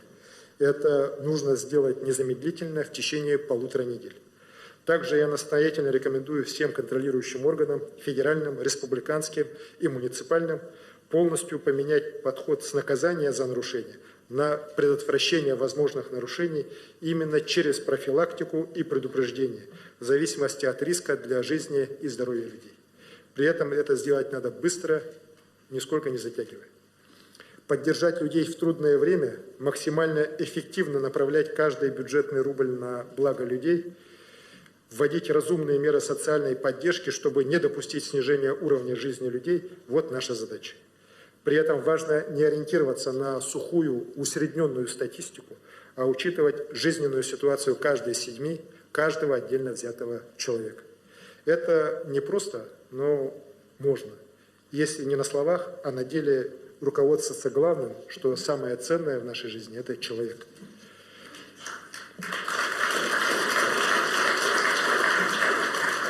Уважаемые коллеги, восстановление экономики, адаптация к радикально изменяющимся условиям хозяйственной, производственной сферы, социальной жизни – это хороший результат года. Он дает нам твердую основу для обеспечения стабильности уровня жизни людей. Но вместе с тем этот год в полный рост поднял проблемы цивилизационного характера, заставил нас задуматься о будущем Якутии в глобальном аспекте. Огромная территория нашей республики является экологическим резерватом. 30% нетронутой человеком природы России, 10% всего мира. Наши бескрайние земли выступают ключевым климатическим регулятором планеты. В силу этого мы не можем оставаться в стороне от процессов по борьбе с климатическими изменениями. Бездействие здесь будет самым настоящим преступлением перед будущими поколениями. Используя преимущества, которые нам даны, богатство ископаемых биологических ресурсов, огромное культурное разнообразие, мы должны дать достойные ответы на происходящие изменения. И опорой нам в этом должна стать наша наука. Именно этой цели должна быть подчинена деятельность НОТ-Север, который получил в год науки и технологий статус центра мирового уровня. Особый вклад к климатическим вопросам внесет Всемирный саммит по вопросам изменения климата и таяния вечной мерзлоты, который в рамках Арктического совета состоится в 2023 году у нас в Якутске. И нам надо уже необходимо вплотную заняться его подготовкой. Реализация таких амбициозных проектов, как Всемирный центр Мамонта, Центр биотехнологических исследований, позволит нам выстраивать новую научно-инновационную экосистему международного уровня. При этом важно, чтобы наука не развивалась изолированно. Наоборот, она должна стать главной точкой притяжения инноваций, финансов, бизнеса для модернизации традиционных секторов экономики и развития перспективных отраслей. Общими усилиями мы должны добиться становления новой устойчивой Арктики и Крайнего Севера. Наши крупнейшие промышленные партнеры на протяжении нескольких лет уже активно внедряют в свою деятельность ESG-практики. Принципы экологической, социальной и управленческой ответственности. Для нас является стратегической задачей распространения этой повестки на все сферы жизни республики, включая государственный сектор, малый и средний бизнес, некоммерческие организации и образование. Необходим широкий доступ к передовым знаниям, чтобы каждый, будь то оленевод в Арктике или столичный программист, включился в реализацию зеленых инициатив. В современной Якутии важно стать одним из флагманов устойчивого развития, выйти на лидирующие позиции формирования новых подходов в управлении экономики и экологией. Эти новые подходы нам нужно широко внедрять для достижения лидерства республики по конкурентоспособности человеческого капитала. Мир сегодня стремительно меняется, а на наших глазах формируется новое поколение, которое активно интегрирует в свою жизнь высокие технологии. К ним уже невозможно применить те подходы, которые работали еще лет 10 назад для школьников, студентов. Поэтому главная задача сегодня – провести привести развитие человеческого капитала и технологический прогресс к единому знаменателю, рассматривая образование как стратегическую отрасль, от которой зависит качество жизни и будущее Якутии. Для этого, прежде всего, каждый ребенок, каждый молодой человек Якутии, вне зависимости от того, где он живет, должен иметь доступ к передовым знаниям. Однако в действительности качество образования у нас в разных школах республики кардинально отличается. Одни школы у нас входят в число лучших по стране, а у других у учеников самые плачевные результаты государственных итоговых испытаний. Конечно, новая образовательная среда требует соответствующей инфраструктуры. Невозможно представить высокое качество образования в стенах школ. Из 90-х годов республика строит много школ и детсадов. Мы и сейчас будем продолжать строить их в приоритетном порядке. Только за последние 3 года мы ввели более 70 объектов общего и дошкольного образования. В будущем году планируется ввести 15 новых школ в столице и районах республики. До 2023 года республика также получит более 2 миллиардов 800 миллионов рублей на капитальный ремонт и оснащение школ в рамках исполнения поручения президента Путина на съезде партии «Единая Россия». Но проблемы качества образования в республике не ограничиваются состоянием инфраструктуры. Сейчас, как и многие аспекты социальной жизни, система обучения и воспитания детей испытывает серьезные риски. За время пандемии, благодаря высокому уровню цифровой зрелости республики, мы сумели решить технические задачи для организации дистанционного обучения. Но при этом многие родители и педагоги сейчас сильно задумываются, как же не дать части детей оказаться за пределами качественного образования. Дистант выявил проблемы, которые в обычное время были не так заметны. Эта проблема связана с тем, что мы мало делаем упор на воспитание, компетенции самоорганизации, самообразования у ребят. В результате ребенок не может даже в полной мере раскрыть свои способности и таланты. А это риск потери ценности знаний и новых компетенций для детей и молодежи в целом. Недавно мне внесли предложение о проведении в 2022 году съезда учителей и педагогической общественности республики. Я поддерживаю это предложение. Да, нам надо действительно выработать траекторию развития образования в новом качестве, в новом времени. Но я считаю, что в рамках подготовки к съезду нужно организовать широкую общественную дискуссию о будущем образовании. Крайне важно понять запрос и самих детей. В этих целях я считаю необходимым проведение компетентного социологического исследования среди школьников. Прошу Министерство образования организовать эту работу в первом полугодии. На съезд надо выходить с реальной, объективной картиной, чтобы принятые решения были не формальными, а действительно эффективными. Также я считаю необходимым внести в концептуальное русло работу с одаренными детьми и молодежью, их непрерывное сопровождение вплоть до трудоустройства, а также поддержку их педагогов и наставников. В республике создается уникальная сеть для развития талантов юных якутян. Скоро в Актюмцах будет введен новый учебный корпус Малой академии наук Якутии. Полным ходом идет строительство круглогодичного детского центра «Полярная звезда». Начинается строительство парка будущего поколения. Считаю, что на базе наших инновационных образовательных учреждений, ключевых институтов развития республики, нам надо создавать экосистему всеохватного непрерывного образования и управления талантами. При этом, наряду с передовыми знаниями в современными компетенциями, система образования должна дать каждому ребенку твердую нравственную позицию. И это очень важно. В условиях беспрецедентного внешнего давления на нашу страну, попыток некоторых сил переписать историю и России, и историю Второй мировой войны, очень серьезно стоит вопрос патриотического воспитания школьников и молодежи. Ценности настоящего патриотизма и духовной культуры должны стать основой жизненного успеха молодого поколения. Что же должно быть главной целью наших устремлений к переменам в многообразнейшем мире образования республики? Я отвечу так. Главное, чтобы обучение и воспитание каждого ребенка, каждого молодого человека давало ему не только лучшие знания, но и в первую очередь ценности солидарности, гражданственности и сопричастности к успеху своей родной страны. Основатели республики 100 лет назад одной из самых первых главных задач поставили ликвидацию тотальной неграмотности, которая была тогда в Якутии. В итоге Якутия добилась не только стопроцентной грамотности, но и высокого уровня образования. Нам с вами надо пойти дальше и добиваться уже стопроцентной успешности якутян. Уважаемые коллеги, на пути к устойчивому развитию мы не можем обойти вопросы, связанные с поисками пути к устойчивости духовной, нравственной. К сожалению, сейчас мы зачастую видим девальвацию истинных ценностей, поэтому нам так важно идти вперед, не теряя родных языков, исконной культуры, самобытного искусства.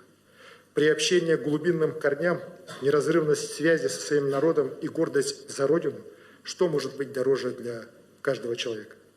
Что может дать нам больше энергии и уверенности в будущем, чем единство вокруг общих ценностей и традиций?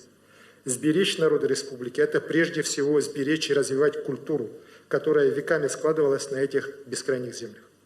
Год назад в своем послании я говорил, что юбилейная дата республики должна дать отсчет к осмыслению геокультурной идентичности народов республики. Начало системной работы в этом направлении положено. Открылся Институт геокультурного развития с миссией преобразования в духовно-культурной сфере нашей республики. Я прошу правительства принять решение по его дальнейшему развитию. Считаю также важным создание единой системы по эпическому наследию народов Якутии для объединения востребованного народом потенциала домов Олонхо в районах республики. Ведущим центром этой системы и специализированной площадкой для творческих коллективов всех улусов и городов республики должен стать строящийся Артийский центр эпоса и искусства.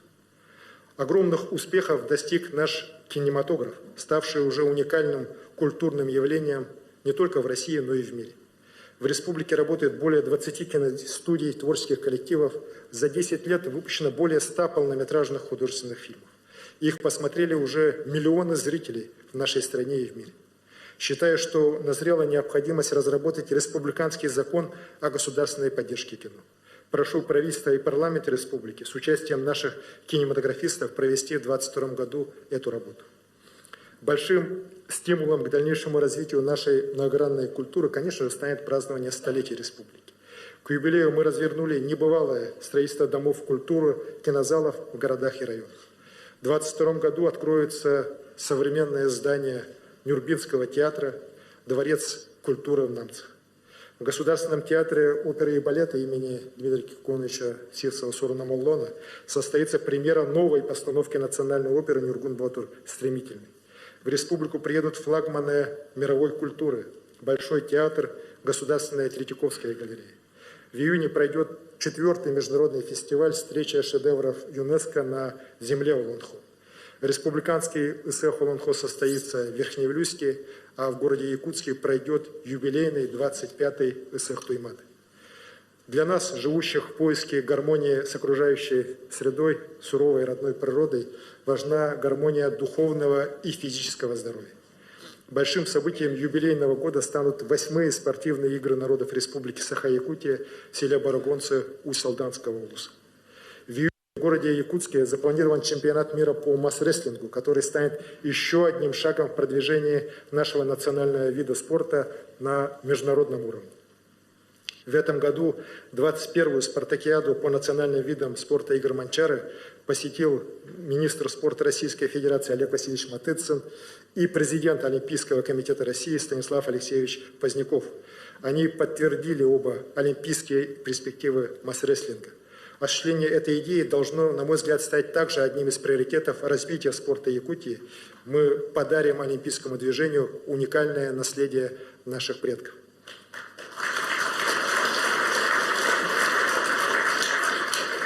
По инициативе первого президента нашей республики Михаила Ефимовича Николаева подарком мировому спортивному движению стали международные спортивные игры «Дети Азии». В следующем году они пройдут во Владивостоке, а до конца года правительством страны будет принято решение о месте проведения следующих игр уже в 2024 года. И мы надеемся, что наша заявка будет принята, и 8-е игры «Дети Азии» на высочайшем уровне пройдут в 2024 году на своей родине в Республике Саха-Якутия. Уверен, яркая культурная жизнь нашей Якутии является фактором достижения ключевой задачи государства на Дальнем Востоке. Чтобы люди не покидали родные места, чтобы жителей огромной части России становилось все больше. Якутия на сегодня единственный на Дальнем Востоке регион, где растет население. С прошлого года, впервые с 90-го года, К нам стало приезжать больше людей, чем уезжать. При этом республика сохраняет свои лидирующие позиции также по коэффициенту рождаемости, занимая сегодня 6-е место среди всех регионов страны и 1-е на Дальнем Востоке. И это далеко не проходные факты статистики. Это показатели результата многолетней политики республики, ориентированной на человека. Дорогие друзья, мы сегодня как никогда близки к исполнению мечты о миллионной республике. Это воодушевляет нас, но и заставляет задуматься, как сохранить эту энергию, эту духовную силу, которая дает расти и развиваться нашему многонациональному народу. Думая о будущем, принято возвращаться к истокам. История любого народа, весь мир вокруг и жизнь каждого человека берет свое начало от самого важного – от матери. Во все времена матери выполняют особую, ни с чем не сравнимую миссию – продолжить род, хранить семейный очаг. И от того, кем вырастет мать своих детей, какие чувства вложит в их души, зависит не только жизнь человека, но и состояние всего общества. Я считаю себя очень счастливым человеком, потому что моя мама, Тамара Сергеевна, подарила мне жизнь и вложила в меня, в мое сердце, любовь и уважение к людям, веру в свой народ, любовь к своей отчизне. У народов Якутии в суровом климате женщина, мать, всегда была источником тепла и душевного спокойствия. Была центром семьи, оберегая ее, наделяя любовью и созидательной энергией. В счастье всех матерей Якутии заключается счастье всего общества. Это наша важнейшая ценность и нравственная опора для успешного развития в настоящем и будущем. Утверждая это, я объявляю юбилейный 2022 год годом матери в Республике Саха-Якутия.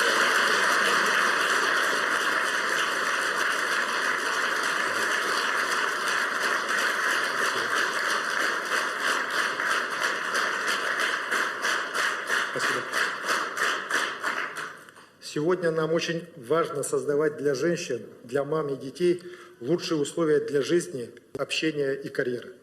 В год матери мы обратим особое внимание расширению возможностей женщин для получения новых компетенций. Женщины-матери будут в центре внимания служб занятости вне зависимости от места проживания, возраста, социального положения. Будут предложены новые программы женского здоровья с персонализированным сопровождением. Продолжая богатый опыт республики, мы ускорим решение самых острых проблем материнства и детства. В очереди на выплаты на жилье семьям, имеющих 5 и более детей, сегодня состоит 1815 семей. А в этом году выплату получили только 56 из них. И вообще, начиная с ввода этой выплаты в 2012 году, всего лишь 600 семей смогли получить эту выплату. Такими темпами семьям придется ждать в своей очереди больше 30 лет. Я ставлю задачу перед правительством разработать дополнительные механизмы и совместно с парламентом решить этот вопрос в ближайшие 5 лет. Также я предлагаю муниципальным образованиям поддержать семьи с 5 и более детьми и полностью освободить их от налога на имущество физических лиц. К сожалению, у нас в республике есть дети, лишенные материнской любви и родительской заботы. К счастью, многие якутяне принимают их в свои семьи как родных. Сегодня в республике 634 ребенка воспитываются в 233 приемных семьях. Чтобы поддержать их, я поручаю увеличить базовый размер их вознаграждения в 2 раза. Считаю также очень важным развитие центров социальной помощи, как территории социального благополучия для семей с детьми и детей, оставшихся без родителей. Я поручаю правительству в течение 3 лет построить Центр социальной помощи семье и детям в городе Якутске, начав в следующем году его проектирование. Предлагаю увеличить в 2 раза объем финансирования на гранты общественным организациям для реализации проектов в поддержку материнства. Я надеюсь, что эти меры улучшат жизнь многих семей, многие мамы почувствуют внимание к себе и станут счастливее. Уважаемые друзья, за прошедшие столетия жизнь женщин Якутии бесповоротно изменилась. Якутянки строят успешную карьеру, они блестящие специалисты во всех областях. Профессиональные и общественные инициативы женщин обязательно должны осуществляться, как генератор нашего движения вперед. Уверен, что и в организации и проведении всех мероприятий столетия Якутии матери Якутии будут участвовать самым активным образом. В год матери мы должны поднять в обществе широкую волну уважения к женщине, к уважению к матери. И чтобы подчеркнуть особый статус столетия республики, особый статус года матери, я предлагаю учредить для каждого ребенка, рожденного в Якутии в юбилейном году, целевой капитал «Дети столетия» в размере 100 тысяч рублей на каждого.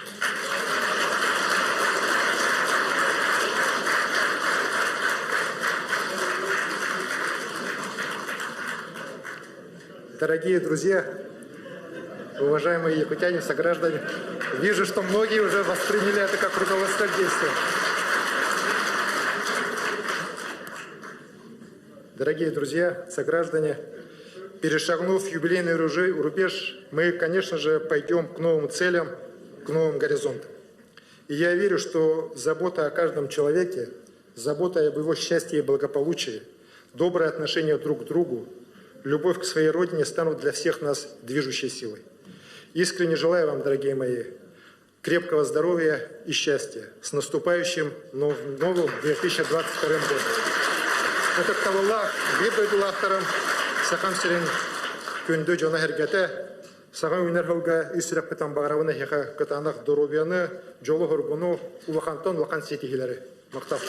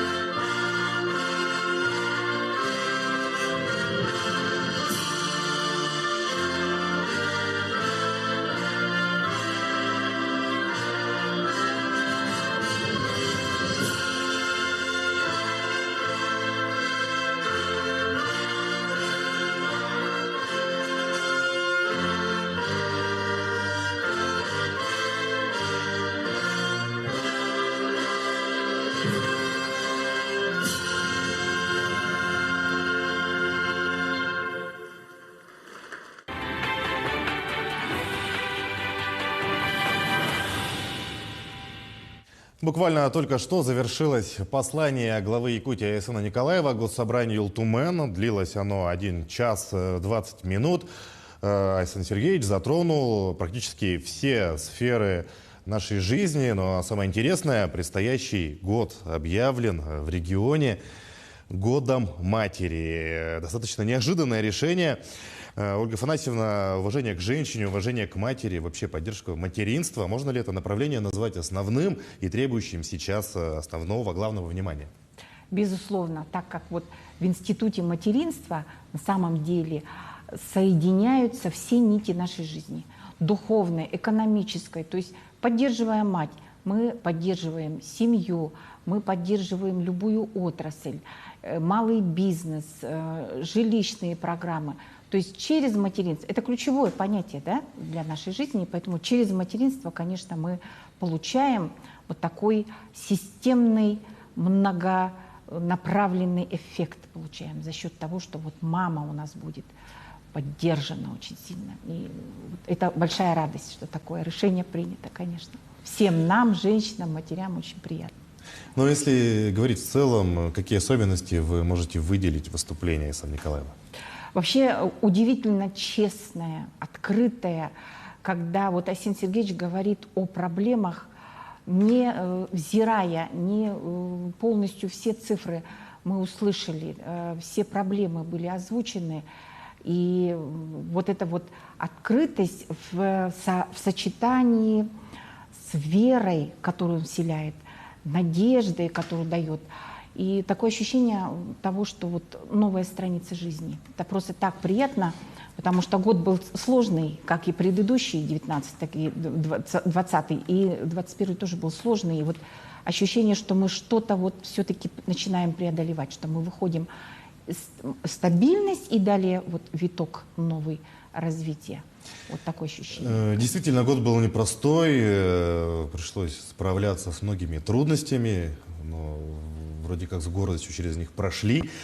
Что касается лесных пожаров, то в прямом эфире, прямо во время послания, Айсен Николаев поблагодарил людей, которые проявили героизм в тушении огня.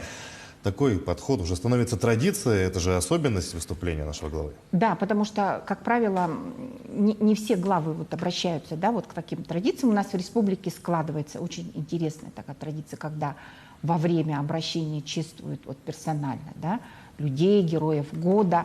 И вот это очень приятно. Вообще вся речь Айсена Сергеевича, все послание, оно пронизано вот этим вот отношением к человеку. Вот и в своем выступлении он постоянно говорит о том, что где и как он общался, какие он выслушивает все проблемы, контакты. Вот это вот обращение к человеку, оно пронизывает, оно чувствуется. Это очень хорошо. И то, что мы видим и своих героев, и каждому простому рядовому жителю республики будет оказано внимание через все те программы, через все те поручения, которые Айсен Сергеевич озвучил. Каждый, я думаю, нашел себя вот в этих где-то программах, проектах, конечно же. В своем послании Айсен Николаев объявил, что подписал указ о социально-экономическом развитии Нерюнгринского района до 2026 года. Благодаря компаниям «Колмар» и «Эльга-Уголь» район становится одним из крупнейших угольных центров всей России. Какого развития ждать жителям Южной Якутии, как вы считаете? Вообще это здорово, потому что Нерюнгри, вот одно время было такое ощущение, что все-таки вот угольная промышленность как-то вот отходит у нас на второй план, а сейчас вот идет вот такая реанимация. И в целом Нерюнгри — это ведь такой прекрасный, небольшой по своим размерам, очень приятный для жизни город, где сегодня мы видим результат горизонтальной мобильности нашего населения, да, то есть у нас люди едут в Нерюнгри, перемещаются внутри республики, да, получается, и вот они едут в Нерюнгри, приезжают из Нерюнгри и так далее, и вот Нерюнгри становится к нам ближе и ближе, и вот этот регион южно-якутский, это, конечно, стратегический, потому что он связывает нас с соседями, он развивает определенные отрасли промышленности, это, в конце концов, природная зона прекрасная и район проживания малочисленных народов Севера, поэтому то, что Нерюнгри будет развиваться, это прям приятно очень. Но сейчас мы возвращаемся в Дом правительства. Там работает наш корреспондент Власий Сергеев. Власий, еще раз приветствую, передаю тебе слово. Ждем первые впечатления народных избранников. Сергей, да, по-прежнему мы с коллегами продолжаем работать в Доме правительства, и сейчас у меня есть возможность по итогам обращения, ежегодного обращения главы к депутатам Илтумена пообщаться с участниками минувшего мероприятия. Итак, рядом с нами сейчас председатель Государственного собрания Илтумена Алексей Еремеев. Итак, Алексей Ильич, что можете сказать по итогам обращения главы и на какие моменты вы бы сделали акцент? Ну, у меня очень хорошее такое настроение после этого послания, потому что мы все знаем, что в этом очень непростое время живем. А по итогам послания Арсения Сергеевича мы вышли с оптимизмом, услышали действительно наши масштабные задачи, которые стоят перед республикой. Ну и он еще раз констатировал то, что мы достигли в 2021 году. В 2021 году мы достигли допандемийного уровня развития экономики. Рекордные темпы роста промышленности у нас в Республике Саха-Якутия. Планируются еще более рекордные темпы роста промышленности в 2022 году.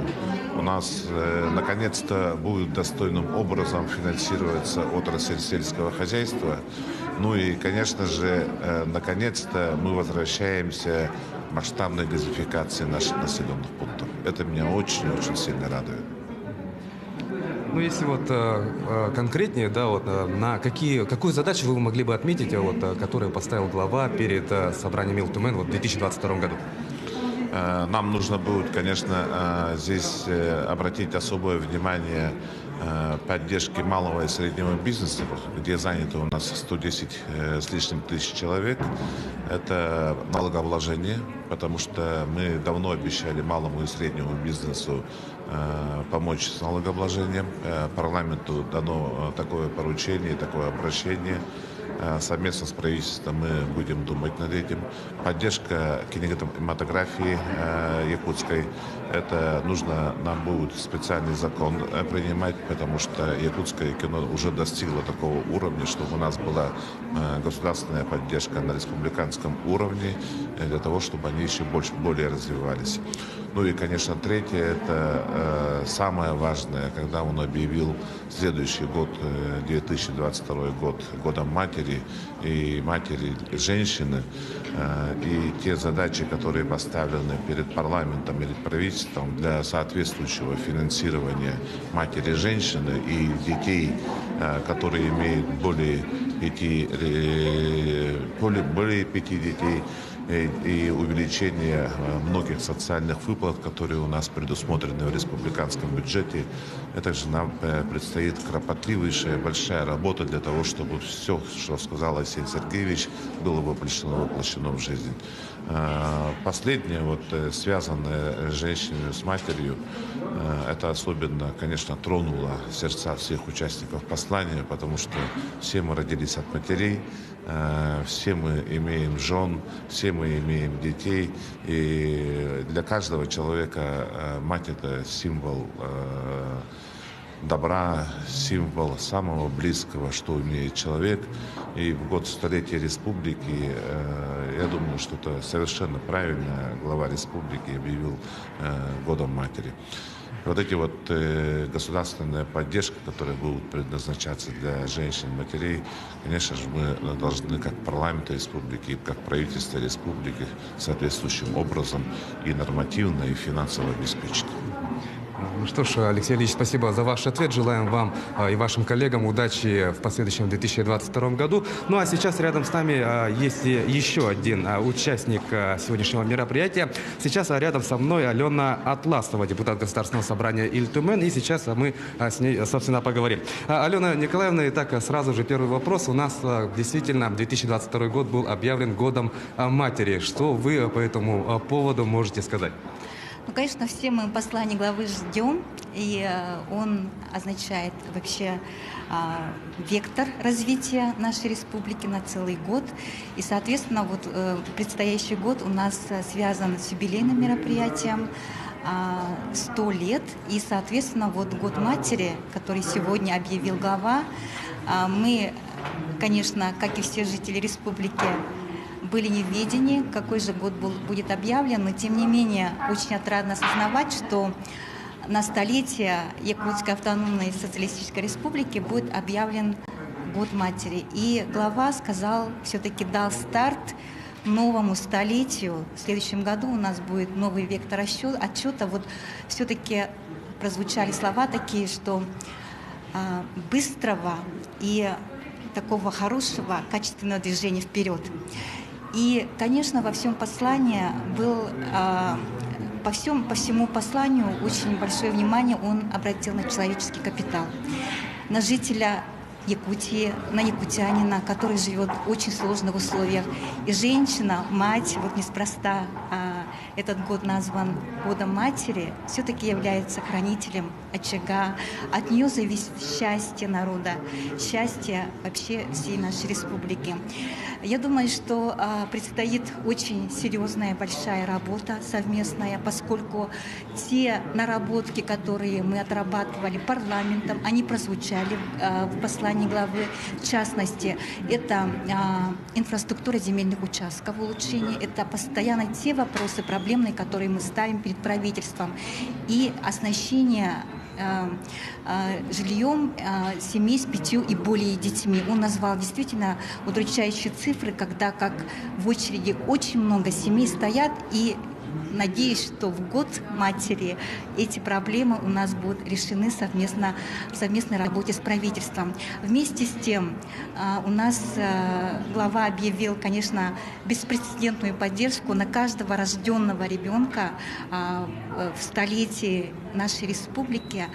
Будет 100 тысяч рублей на каждого ребенка, и в то же время на детей-сирот, которые воспитываются в приемных семьях, когда, как мы добились индексации, здесь уже их вознаграждение увеличится в 2 раза. Конечно, это очень отрадно, что человеческий капитал в нашей республике сегодня в послании прозвучал красной линией, и роль матери, роль женщины, хранительницы очага, и то, что вот в демографической политике по рождаемости у нас республика занимает 1-е место по Дальневосточному федеральному округу и 7-е место по всей стране, конечно, в этом направлении нам необходимо вместе хорошо работать. Спасибо.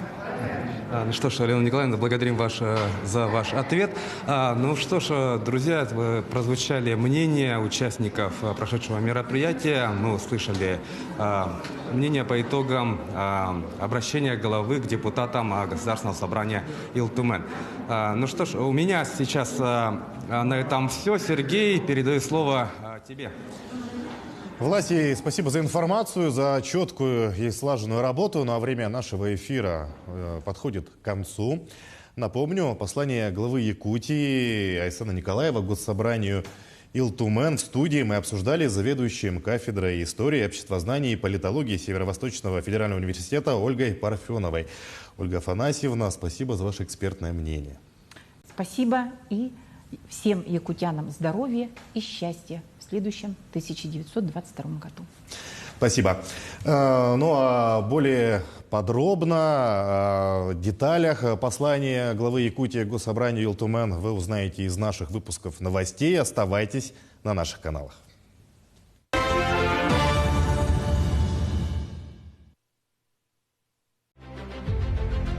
27 апреля 2022 года мы отметим столетие нашей республики. Указ о праздновании подписал президент России Владимир Путин. Столетие республики объединяет людей общей целью – сделать Якутию